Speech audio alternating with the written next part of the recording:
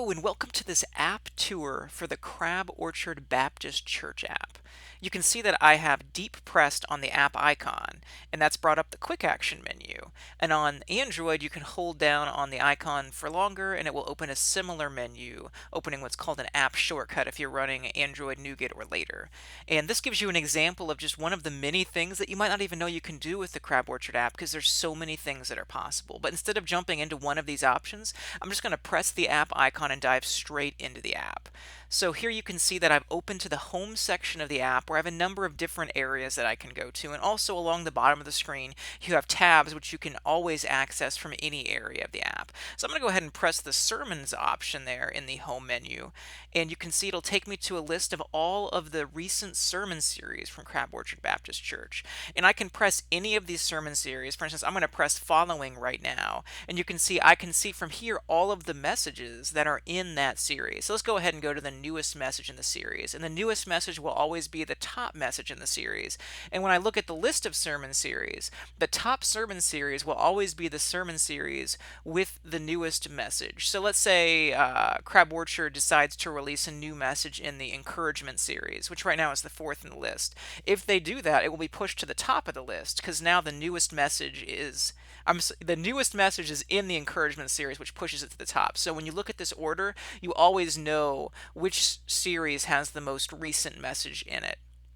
So let's go ahead and go back to following. I'm going to go into trading your future, and here you can see a few additional details about the speaker, and you now have the ability to either download the message, which you can see on the right hand side there's an arrow that looks like it's pointing into a box. I could press that and download the message, or I can just go ahead and press listen to audio. So let's go ahead and download the message. So when I press that, you can see it's going to start downloading, and you can see it shows the progress right there from where you're at. It doesn't take you to a new screen or anything, and then it will show you an X, and it will show you, hey, you've downloaded it now. So now you see you can have an X on the right hand side. So if I go to a different message like thankful, you can see it has the down arrow. But if I go back to trading your future, you can see it has the X, and I can press that from any message that's downloaded, and it will let you delete that message. So now that it's downloaded, I can listen to it, and no matter where, like if I listen to it from here or the download section of the app, it will always listen to the downloaded version instead of the streamed version. Whereas if I went to thankful, it's going to just stream the message until I tell it to download that message.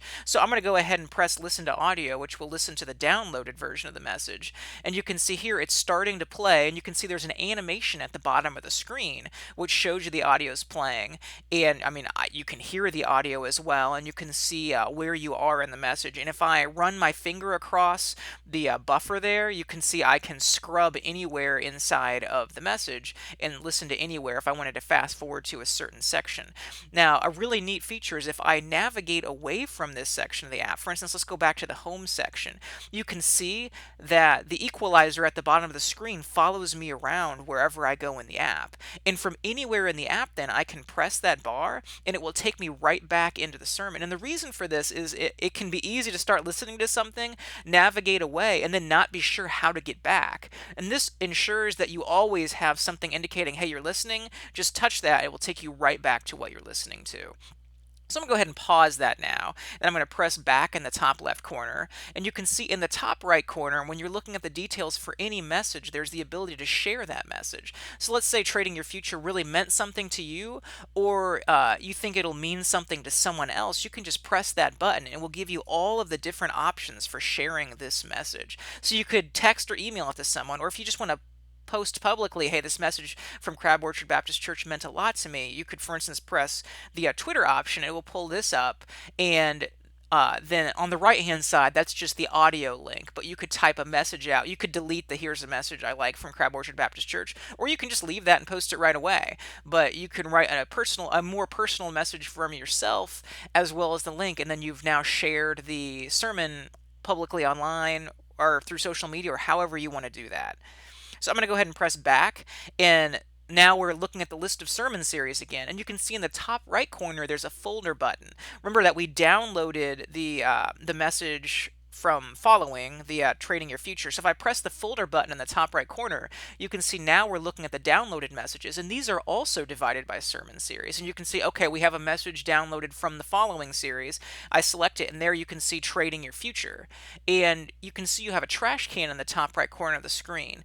If I select that, it'll give me the ability to delete all sermons. So let's say you're personally, I like to run a lot, but let's say you have whatever you do that makes it so you want to download a lot of sermons and be able to listen while you're out of the house away from Wi-Fi.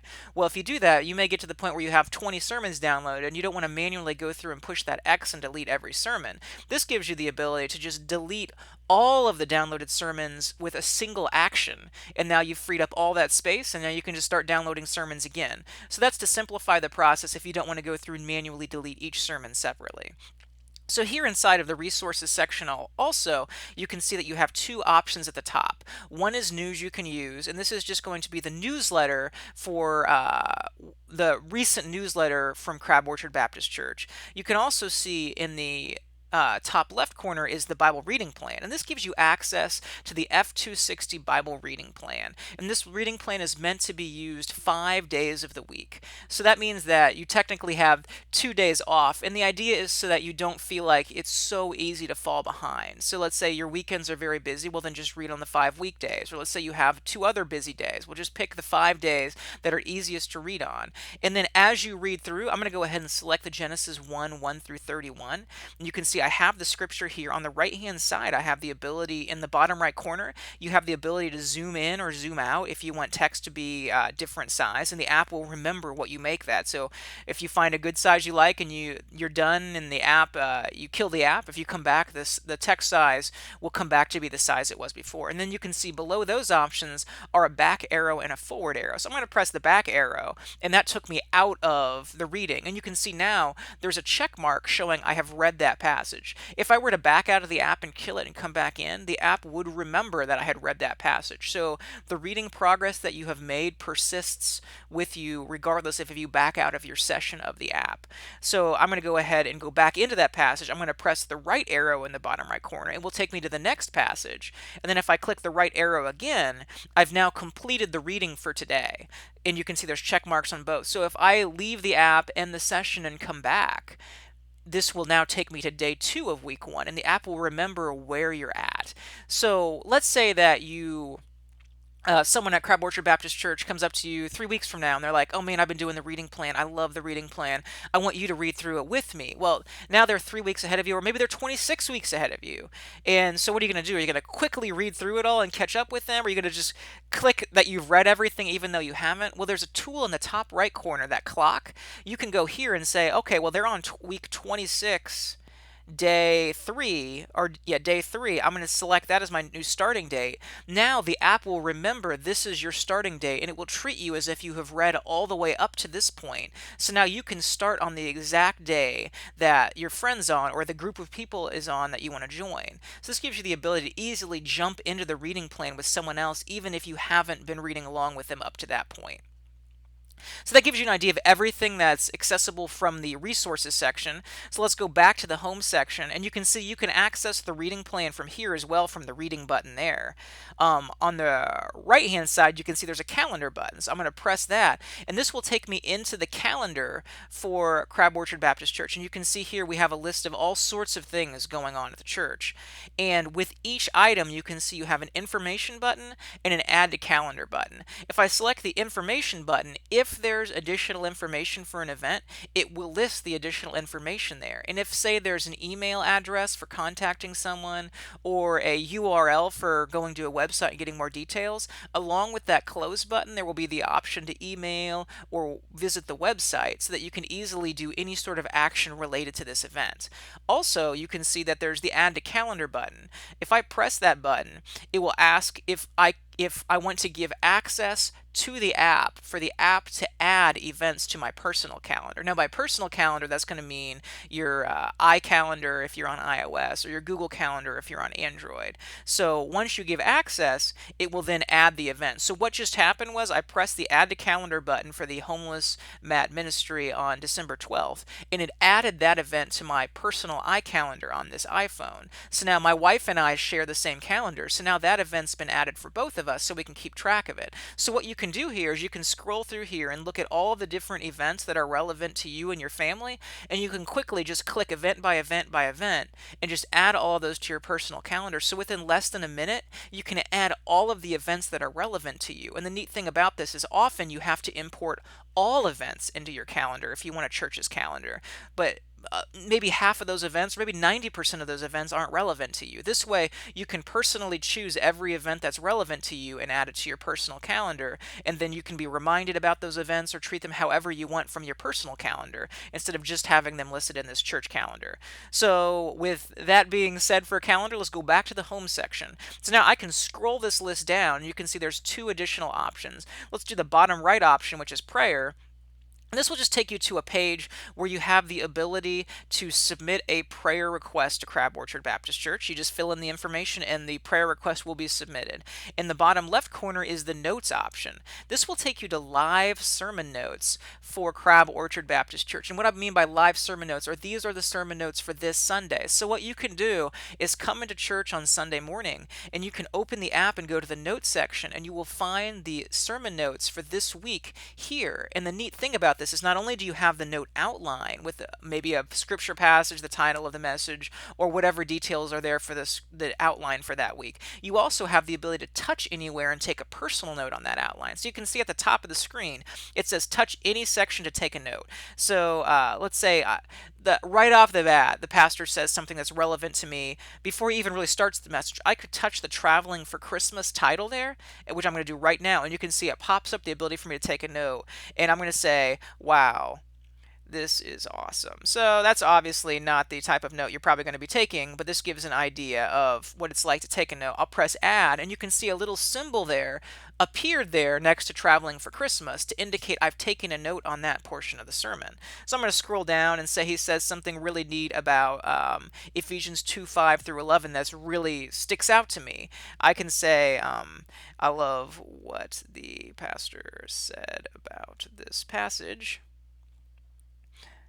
and click add, and now there's a symbol next to that too. So let's say the outline is really long, like 20 points long. I could quickly scroll through and see where each of those symbols and to see where I took a note. So now the message is over and I want to send the message to myself. I want to be able to have a copy of it. I can press the email sermon button at the bottom of the screen and it will open an email, and look, you can see where my notes were taken. So there's the title, Traveling for Christmas, and there's the wow, this is awesome, and it's marked out with all the asterisks, so it's really easy to see where I took that personal note. If I scroll down, here's the passage, and then here's I love what the pastor said about the passage. So it puts your notes where you took them in line inside of the outline. So you can email it to yourself, and then let's say you use Gmail or something. We hear stories about how much people love this feature, like someone uses Gmail and they create a folder, so when they email the sermon, they have a filter that puts it in the folder, and then they have all of their sermon notes for years documented there digitally, so they're not going to lose their paper version or anything. They're saved on Gmail, and it's just text, so it's not like it's taking up any space at all really on their Gmail account.